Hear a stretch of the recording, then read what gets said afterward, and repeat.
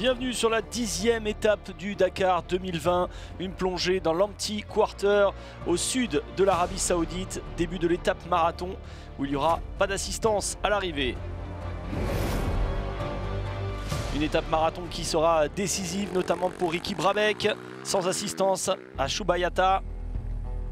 Le vainqueur de l'étape 9, Pablo Quintanilla, ouvre la route. Ce n'est pas facile aujourd'hui, surtout dans les 100 premiers kilomètres, avec un soleil en plein visage, des vents forts qui font des ravages sur les dunes.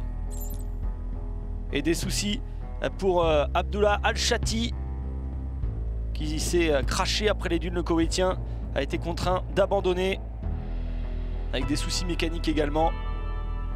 Et l'étape a été donc raccourcie, 223 km de spécial au final. La dernière partie a été escamotée. À l'avant, on retrouve un trio de tête, Price, Quintanilla et Barreda. Difficile de faire des écarts donc, tous ensemble pendant 130 km. Barreda a donc repris le plus de temps et il a finalement remporté l'étape devant Toby Price.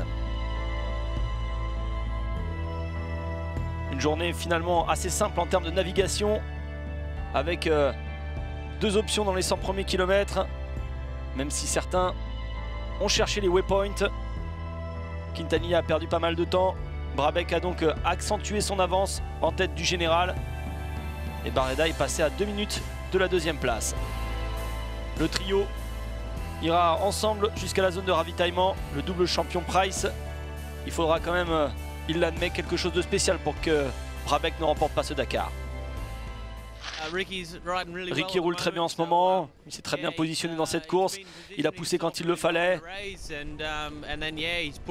fait une très belle course pour le moment. Il va certainement être difficile à battre.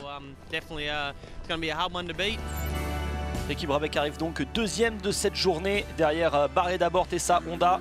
Et Honda d'ailleurs qui fait le triplé avec Kevin Benavides. La course sera arrêtée après la zone neutre à cause des vents violents. Moins d'hélicos, beaucoup de vent, ça faisait beaucoup d'éléments et on n'était pas certain d'assurer la sécurité. On ne prend pas de risque, donc on a arrêté à la fin de la première spéciale. Les coureurs se sont donc dirigés vers Chouba-Yata sur la route. Plus facile, plus agréable donc pour eux. Pas une mauvaise chose pour certaines machines dans cette étape marathon.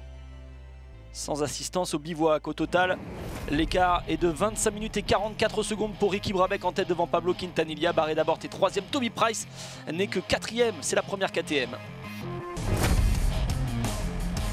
Petit bouleversement dans les quads aujourd'hui. La victoire d'étape revient à Kamil Wisniewski. Ignacio Casale perd 45 minutes. Une très mauvaise journée pour Casale après s'être perdu au 13e waypoint. Il termine 17e. C'est la première fois sur le Dakar qu'il sort du top 3. Mais le Chilien reste en tête avec un peu plus de 16 minutes d'avance sur le Français Simon Witzeux.